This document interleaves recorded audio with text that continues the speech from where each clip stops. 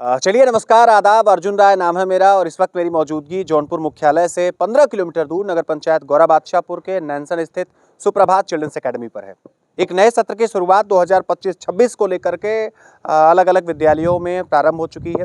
सामान्य तौर पर एक अभिभावक होने के नाते जब आप अपने बच्चों का दाखिला किसी विद्यालय में करवाने जाते हैं तो आपके सामने कई प्रकार के प्रश्न रहते हैं। सबसे पहला तो प्रश्न ये रहता है कि बच्चों का दाखिला तो मैं अमुक विद्यालय में करवा दूंगा, लेकिन वहाँ सुविधाएं और फैसिलिटी कैसी मिलने वाली है, वहाँ जो टीचर्स पढ़ाते हैं वो कितने क्वालिफाइड हैं, क्या एकेडमिक पर टीचर कॉन्सेंट्रेट कर पाते हैं, वहाँ स्पोर्ट्स की कैसी अरेंजमेंट है, वहाँ कंप्यूटर लैब है कि नहीं है, साइंस लैब है कि नहीं है, और तमाम प्रकार की व्यवस्थाएं। लेकिन इस बार आपको कहीं दूर जाने की ज़रूरत नहीं है। सुप्रभात चिल्ड्रंस एकेडमी एक नया प्रयोग कर रहा है, संवर रहा है, बदल रहा है। इस वक्त मेरी मौजूदगी सुप्रभात चिल्ड्रंस एकेडमी पर है और आज 29 मार्च के दिन यहाँ पेरेंट्स टीचर्स मीटिंग होस्ट की गई है। ये अंतिम पीटीएम है और गार्जियंस बड़ी संख्या में यहाँ आ भी रहे हैं। मैं आपको गार्जियन से बातचीत करके डिटेल्स में कैसा अनुभव उनका अपना इस विद्यालय को करके रहा है उसके बारे में बता रहा हूँ। नमस्कार।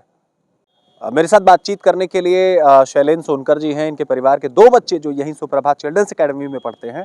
इनकी रैंक बड़ी शानदार आई है, कोई फर्स्ट आया तो कोई सेकंड आया। सीधे आपसे बात करते हैं शैलेंद्र जी, आपका व्यक्तिगत तौर पर अगर मैं जानना चाहूँ कि अनुभव इस विद्यालय को लेकर के कैसा रहा तो क्या बताएंगे? सर, जब शुरू में एडमिशन के लिए हम लोग आए यहाँ पे, तो इसके पहले हमने टीडीएमसी में गए, अन्य और विद्यालय में गए।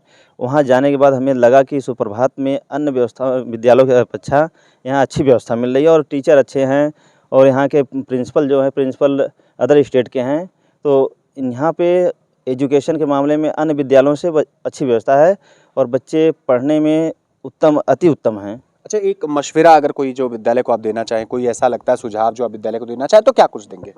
सर, यही कहेंगे कि इस विद्यालय में जो व्यवस्थाएं हैं और अन्य सीबीएसई बोर्ड विद्यालयों के माध्यम से देखा जाए तो अन्य विद्यालय महंगे हैं और यहाँ पे फीस भी कम है और जो टीचर हैं, टीचर काफ़ी अच्छे यहाँ पे हैं। अमरीश राय जी हैं मेरे साथ बातचीत करने के लिए। इसी विद्यालय में इनके 2 बच्चे पढ़ते हैं। इनसे बातचीत करने की कोशिश करते हैं कि एक लगभग 4 से 5 साल पहले आपने जब पहली बार बच्चों का दाखिला कथित तौर पे यहाँ इस फैकल्टी में कराया, इस विद्यालय में कराया, तो अब तक एक 4 साल के 5 साल के बीच का वक्त बीता है। आपका व्यक्तिगत तौर पर अगर मैं अनुभव जानना चाहूँ इस स्कूल को लेकर के, इस विद्यालय को लेकर के, तो क्या कुछ कहेंगे? मेरा अनुभव यही है कि मैं विद्यालयों में पता किया तो यहाँ पता चल गया कि बच्चों की जो सुविधाएं हैं विद्यालय में, जो गार्जियंस लोग अपने देखते हैं, सब अच्छा मिलता है। बच्चों की पढ़ाई लिखाई भी ठीक चलती है, इसलिए मैं हर जगह पता करके इस विद्यालय में बच्चों का एडमिशन कराया। अच्छा, एक चीज़ और, जैसे कोई मशवरा अगर आपसे मैं लेना चाहूँ, क्या सुझाव क्या है इस नए सत्र में जो ऐसा किया जाए तो बच्चे ज़्यादा बेहतर कर पाएंगे, तो क्या कहेंगे? थोड़ा सा बच्चों के जो है डिसिप्लिन पर ध्यान और एकेडमिक पर भी ध्यान दिया जाए तो बच्चों का अच्छा आगे भविष्य में हो सकता है। आपसे व्यक्तिगत तौर पर अगर मैं जानना चाहूँ कि अब तक आपका इस विद्यालय को लेकर के अनुभव कैसा रहा है तो आप क्या कुछ बताएंगे? नहीं, इस बारे में अनुभव के बारे में सर पूछना चाहते हैं तो अनुभव तो ठीक है, बच्चों का भी प्रोग्रेस बढ़िया हो रहा है। इसके लिए हम चाहते हैं कि आप लोगों के भविष्य में भी इसके लिए बच्चों का भविष्य उज्जवल भी होगा और पढ़ाई लिखाई में माने तो बच्चों का बढ़िया प्रोग्रेस जा रहा है श्रीमान जी। अच्छा, एक मशवरा अगर मैं आपसे लेना चाहूँ कि जैसे नया सत्र है इस बार 2025-26 का, क्या कुछ ऐसे सुझाव हैं आपके पास जो आप देना चाहेंगे विद्यालय को कि ये प्रयोग अगर किया जाए तो बच्चों के भविष्य के लिए अच्छा रहेगा?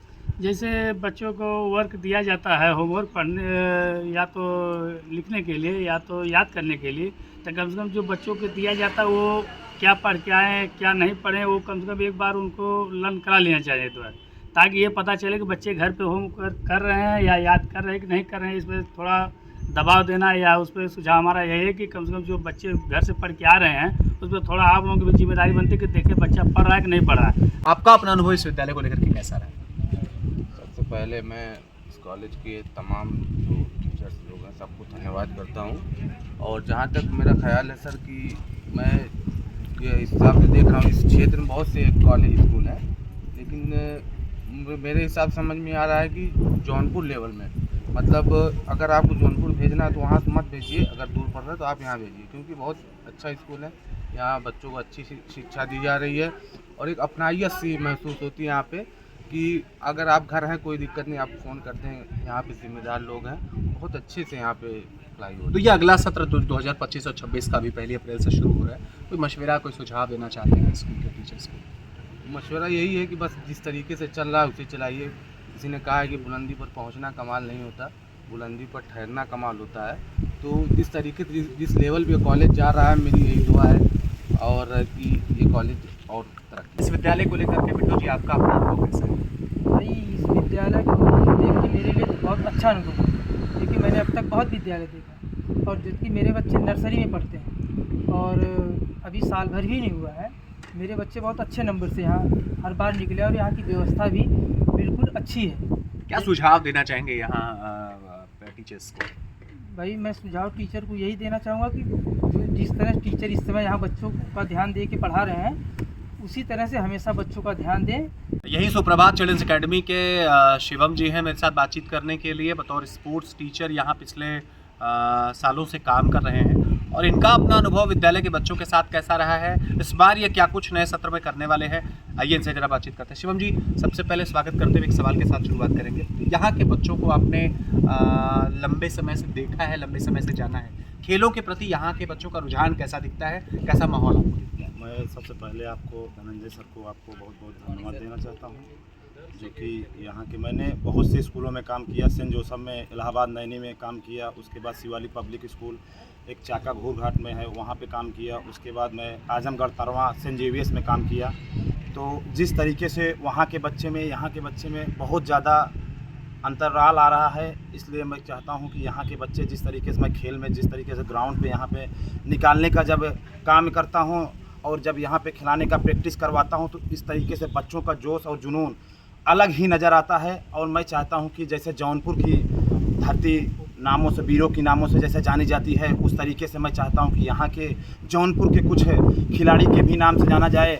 और मैं ये भी चाहता हूँ कि यहाँ के बच्चे उस तरीके से उत्साहित होते हैं खेल के नाम पे, गेम के नाम पे, स्पोर्ट्स के नाम पे। जैसे यहाँ पे स्पोर्ट्स में जैसे क्रिकेट आ जाता है, हॉकी आ जाता है, बैडमिंटन आ जाता है, बास्केटबॉल आ जाता है, वॉलीबॉल आ जाता है, इसमें सारे बच्चों का रुझान बहुत अच्छा रहा है और संघर्ष भी इसी तरीके से करते हैं। बच्चों का आगे का भविष्य भी मेरे हाथ में है। मैं आगे उनको अच्छे से अच्छी प्रैक्टिस दूंगा और अच्छे से अच्छे तरीके से उनको प्रैक्टिस कराऊंगा। आगे चल के उनका डेवलपमेंट भी बहुत अच्छा होगा। यही सुप्रभात चिल्ड्रंस एकेडमी पर म्यूजिक क्लास है। ये तमाम टीचर्स हैं जो है कि अपना ये म्यूजिक इंस्ट्रूमेंट है बजा रहे हैं उसे। ऐसे तमाम लोगों से हम बातचीत करते हैं और जानने की कोशिश करते हैं कि कैसा माहौल है। रमन जी हैं मेरे साथ बात करने के लिए, आगे आ जाइए थोड़ा सा। क्या नाम पड़ेगा आपका? रमन सर। अच्छा रमन भाई, ये बताइए कि इस विद्यालय में अगर मैं म्यूजिक के लिहाज से बात करूं तो बच्चों को क्या कुछ सिखाया जाता है?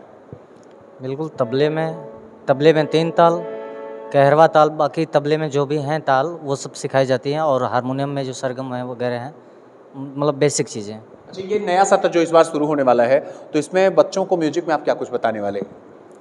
देखिए, जो पहले के बच्चे हैं उनको जहाँ तक हम सिलेबस कंप्लीट किए हैं उसके आगे तक पढ़ाएंगे, और जो अभी न्यू बच्चे आएंगे उनके लिए तो वही बेसिक चीज़ ही चलेगी। सरगम जैसे 3 ताल हो गया। अच्छा, जरा कुछ करके दिखाएंगे क्या? जरा कुछ सुनाइए, जरा सुनाइए।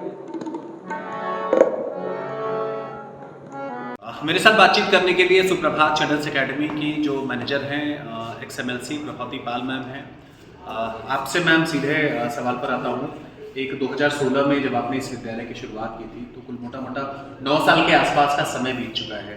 तो किस उद्देश्य से आपने विद्यालय शुरू किया था और अब तक जिस उद्देश्य से आपने विद्यालय शुरू किया उसमें आपको कितनी सफलता मालूम होती है? ऐसा है कि भैया विद्यालय हमने इस सोच से यहाँ पे डाला है कि जैसे हमारे परिवार के लोग समृद्ध थे, हम अपने बच्चों को ले जाके जौनपुर में पढ़ाए। तो हमारे ग्रामीण क्षेत्र में बहुत से परिवार ऐसे हैं जो बेचारे जौनपुर या कहीं और नहीं ले जा सकते, तो उनके भी बच्चों का वही विकास हो, अच्छा विकास हो, अपने जीवन में कुछ कर पाएँ, अपना अच्छा जीवन बना पाएँ, इस उद्देश्य से हमने अपना विद्यालय डाला है। जी, एक बात और, जैसे चूँकि आपके पास अपना सामाजिक अनुभव सामान्य लोगों की अपेक्षा अधिक है, एक नया सत्र शुरू हो रहा है 2025 और 26 का। व्यक्तिगत तौर पर आपसे मैं ये जानना चाहूँगा कि एक शुभाशीष अभिभावकों को, एक शुभाशीष बच्चों को दें ताकि वो अच्छा कर पाएँ। सबसे पहले मैं बच्चों के लिए यही कहूँगी कि वो विद्यालय में आए और विद्यालय में अनुशासित तरीके से बैठें, अपना सहयोग दें और टीचर भी उनको ऐसा मार्गदर्शन दें, ऐसा अनुशासन बताएं या पढ़ने की जो प्रक्रिया है शिक्षा हमें कैसे लेनी चाहिए या किस ढंग से हमें रहने चाहिए, अपने जीवन में कैसे आगे बढ़ना है वो बताएं और उनका भविष्य उज्जवल हो, उनके अच्छे भविष्य की कामना करती हूँ मैं।